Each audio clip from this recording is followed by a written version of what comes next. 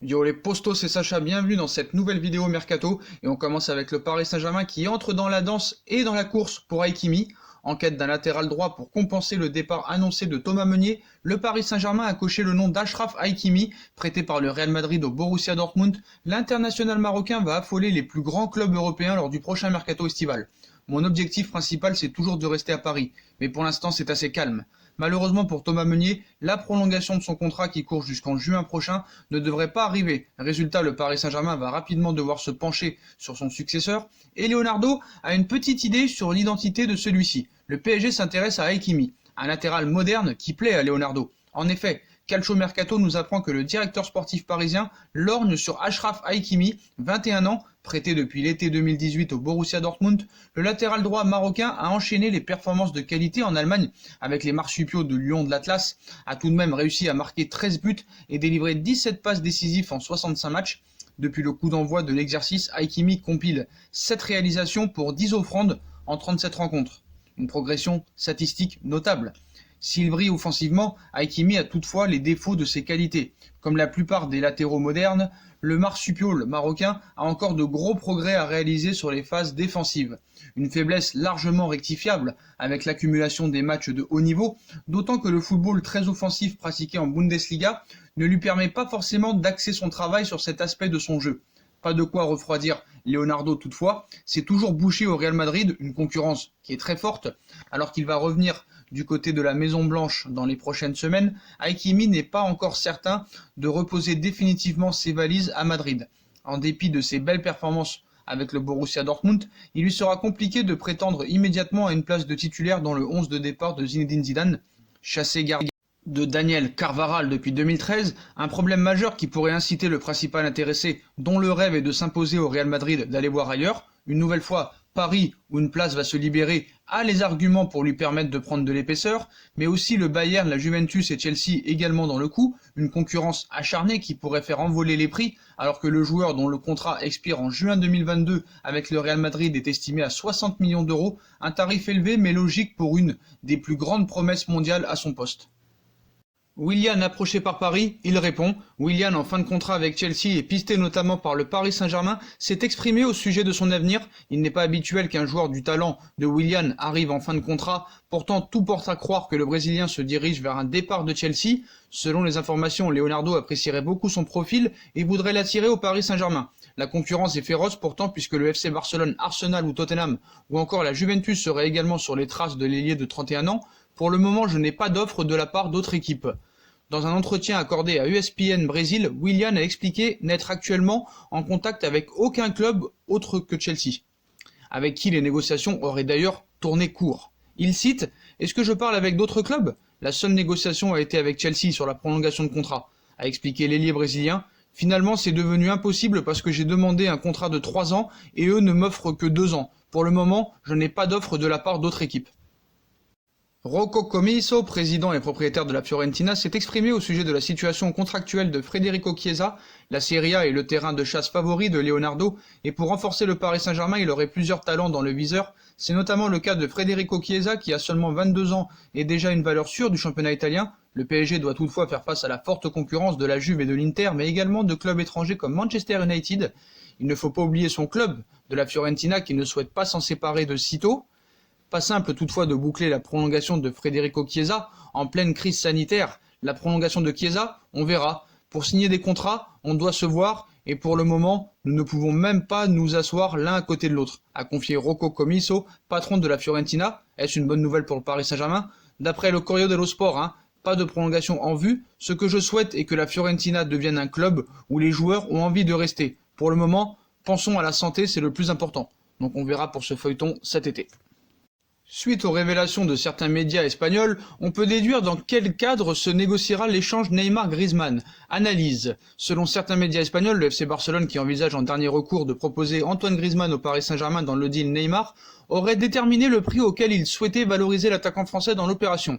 Donc on connaît le montant à ajouter par Barcelone. En effet, on affirme en Espagne que la direction Blaugrana aurait fixé la valorisation de Griezmann à 100 millions d'euros. Si cette information se confie à l'avenir, alors les conditions d'un éventuel échange Neymar-Griezmann sont connues. En effet, comme le PSG a plus ou moins fixé son prix pour Neymar autour de 200 millions d'euros minimum, on peut donc affirmer que la négociation partira autour d'un échange entre les deux joueurs, avec un montant autour de 80 millions d'euros à ajouter pour le Barça. Après, reste à savoir si le club catalan sera en mesure d'ajouter ce montant en cash ou s'il lui faudra proposer un autre joueur à Paris, ce que Paris ne veut pas. Mais bon, vous savez, les inventions et l'imagination des médias espagnols et surtout catalans nous font toujours rêver. Et si jamais la piste Hakimi ne menait à rien, pour Leonardo, la succession de Thomas Meunier est déjà un chantier en cours. Le directeur sportif du PSG y travaille depuis plusieurs mois et ce serait toujours Mattia De Sciglio qui serait la priorité numéro 1 en cas de échec dans le dossier Hakimi. Donc De Sciglio pourrait débarquer très vite. Donc annoncé du côté du Borussia Dortmund pour la saison prochaine, le latéral droit du PSG est en fin de contrat en juin prochain du côté de la capitale, un contrat qui ne devrait pas être renouvelé. Le PSG va donc devoir lui trouver un successeur et les Parisiens semblent déjà l'avoir trouvé. De Sciglio pourrait débarquer très vite. En effet, lors du dernier mercato, un latéral droit était annoncé tout proche du Paris Saint-Germain, Mattia De Sciglio, sous contrat avec la Juve jusqu'en 2022. L'international italien de 27 ans devait signer à Paris dans le cadre de l'échange prévu avec Layvin Kurzawa. Finalement, la transaction avait été annulée et De Sciglio était resté à Turin. Polyvalent, l'ancien latéral du Milan AC est capable d'évoluer sur le côté droit, son poste préférentiel, mais aussi sur le flanc gauche, où il pourrait être une solution également en cas de blessure de Juan Bernat la saison prochaine. Kurzawa quittant lui aussi probablement le club à l'issue de son contrat. Mieux, la polyvalence de Sciglio lui permet également, lorsque la situation l'exige, de dépanner en défense centrale. Un atout de taille pour un des anciens protégés de Massimiliano Allegri, dont le nom circule pour prendre la succession de Thomas Tuchel, qui aura sans doute une grosse carte à jouer la saison prochaine s'il signe au Paris Saint-Germain. Pour la saison prochaine, le Paris Saint-Germain aurait réclamé l'arrivée de Wissam Ben Yedder. Toutefois, pour le moment, le PSG n'aurait pas entamé la moindre démarche. Après Toulouse et Monaco, Wissam Ben Yedder pourrait connaître un troisième club en Ligue 1. En effet, selon les informations de ABC, le Français serait désiré par le Paris Saint-Germain et en particulier par certains dirigeants et notamment entraîneurs qui ne seront plus là la saison prochaine. L'Allemand aurait réclamé l'arrivée de Ben Yedder auprès de sa direction pour cet été, alors que l'attaquant flambe cette saison sur le Rocher. Il pourrait ainsi assurer la succession d'Edinson Cavani et Mauro Icardi au Parc des Princes. Dossier en stand-by, parce que le problème, c'est que les médias n'ont pas compris encore que Thomas Tuchel ne sera plus là la saison prochaine. Donc ce qu'il veut, apparemment la direction s'en tape. Mais le problème aussi, c'est qu'il faut savoir que Mauro Icardi restera au Paris Saint-Germain. Donc dossier complètement en stand-by. L'avenir de Wissam Ben Yedder pourrait donc s'écrire du côté du Paris Saint-Germain, certes, mais pour le moment, malgré l'intervention de Thomas Tuchel, qui ne sera plus là la saison prochaine auprès de sa direction, rien n'aurait bougé. Comme le développe ABC, le club de la capitale attendrait actuellement de voir comment évolue la situation autour de la crise liée à l'épidémie et à la fin de cette période pour réellement envisager de passer à l'action pour Ben Yedder. Il faudra encore patienter quelques semaines avant de savoir si ce dossier ira plus loin ou non. Le nom de Riyad Mahrez serait sur les tablettes du PSG, mais selon quelques informations, il est très peu probable que ce dossier soit l'une des priorités du club cet été. Riyad Mahrez au PSG, ça fait rêver. Eh bien, pas forcément. Alors que le nom de l'ailier algérien de Manchester City revient avec insistance du côté du club de la capitale depuis quelques semaines, cette piste pourrait finalement grandement se refroidir lors du prochain mercato. En effet, si le PSG souhaite un renfort offensif pour la saison prochaine, la perspective d'une offre onéreuse pour acheter un joueur de 29 ans ne semble pas réjouir Leonardo. 80 millions d'euros pour Mahrez, c'est non. En effet, le prix de Riyad Mahrez est toujours très élevé. Le PSG, qui souhaite des renforts offensifs, devra mettre environ 80 millions d'euros sur la table pour espérer faire signer Riyad Mahrez, sans parler de son salaire qui risque d'être très élevé. Si ce dernier souhaite garder un salaire à peu près équivalent à celui qu'il touche actuellement du côté de Manchester City, Leonardo pourrait laisser tomber cette piste et se concentrer sur le recrutement de futurs stars et de joueurs plus prometteurs et donc plus jeunes que l'international algérien de 29 ans. Ainsi, la piste de Federico Chiesa pourrait être réactivée du côté du PSG, bien moins chère, mais tout aussi prometteuse. De plus, la perspective de la plus-value entre en jeu, une plus-value quasiment impossible à réaliser avec Riyad Mahrez, notamment à cause de son âge plus avancé que Federico Chiesa. La piste serait donc définitivement à oublier, et puis surtout, vous savez que c'est compliqué de négocier des transferts avec Manchester City, et que c'est presque impossible de voir des joueurs du PSG à City et des joueurs de City au Paris Saint-Germain. Layvin Kurzawa dans le radar du Barça. Le football est en stand-by, mais le marché des transferts est toujours aussi surprenant, en mouvement. Plusieurs journaux affirment que Layvin Kurzawa serait dans le viseur du Barça. Selon les informations relayées par Sport, Barcelone se serait à nouveau tourné vers le PSG pour se renforcer. Le feuilleton vécu il y a quelques temps avec Marco Verratti pourrait être répété cet été, mais avec Layvin Kurzawa, moins inquiétant pour les Parisiens. L'arrière latéral français étant à sa dernière année de contrat, et il semble peu probable que le PSG lui propose un renouvellement de dernière minute, car il ne veut surtout pas continuer. Le PSG ne veut pas continuer non plus. C'est l'une des bonnes affaires de l'été et le Barça serait prêt à en profiter. À 27 ans, Layvin Kurzawa a perdu sa place dans le 11 de départ de l'équipe, ce qui a fait que le joueur ne soit plus convoqué avec l'équipe de France. Le joueur veut quitter le Paris Saint-Germain, le Paris Saint-Germain ne veut plus de Layvin Kurzawa, mais n'a encore signé aucun contrat avec aucune équipe. Son avenir est donc incertain pour le moment. Un membre de l'entourage d'Edinson Cavani, cité par le quotidien argentin Olé, assure que l'attaquant uruguayen du PSG serait particulièrement enclin à jouer pour Boca Juniors et tenter de remporter la Copa Libertadores. L'idée d'une signature d'Edinson Cavani à Boca Juniors bruisse. Le quotidien argentin Olé a de nouveau évoqué cette possibilité déjà commentée par un membre du conseil sportif du populaire club de Buenos Aires. Cette fois, une personne proche de l'attaquant uruguayen est citée et assure que l'intéressé, en fin de contrat à l'issue de cette saison avec le Paris Saint-Germain, serait enthousiaste à l'idée de revêtir un jour le maillot bleu et jaune, et dit et fait pour Boca. Et il adorait, croyez-moi, il en rêve, a déclaré l'entourage du joueur de 33 ans qui n'a disputé que 2 saisons en Uruguay avant de s'envoler pour Palerme en 2007. Je pense que cela fait un moment que le Matador pense à mettre fin à sa carrière en Europe.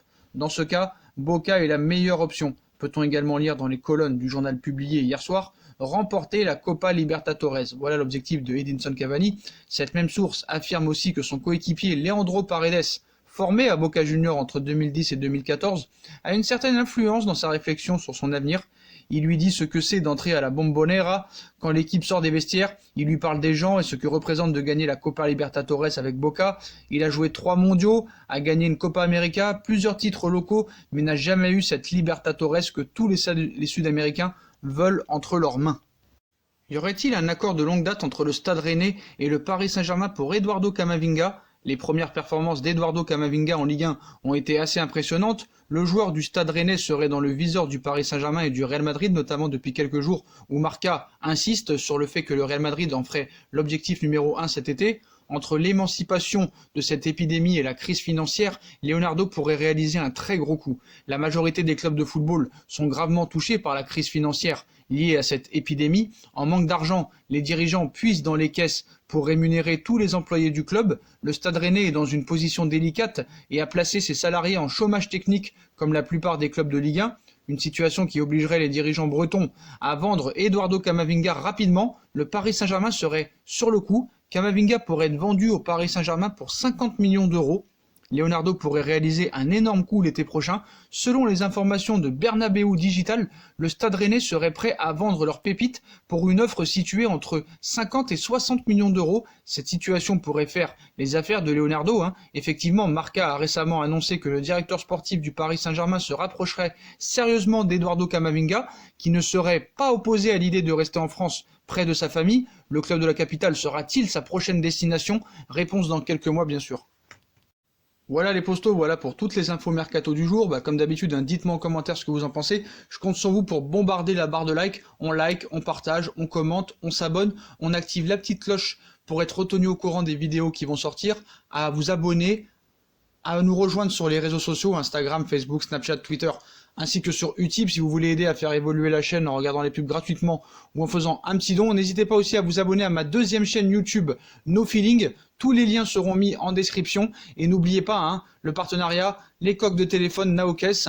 Voilà, vous pouvez commander votre coque de téléphone, la personnaliser, la customiser en mettant le nom de votre joueur favori ou votre nom à vous, votre prénom, votre numéro que vous voulez avec le club de votre choix. Voilà, vous avez moins 10% avec le code promo Sacha Benita 10. Voilà, moins 10% sur les coques de téléphone, personnalisation, moins 10% avec le code promo Sacha Benita 10. Tous les liens seront mis en bas de la page, en description, les postos. Voilà, je vous souhaite à tous une très bonne continuation. Prenez soin de vous et à plus tard dans une nouvelle vidéo. Tchuss!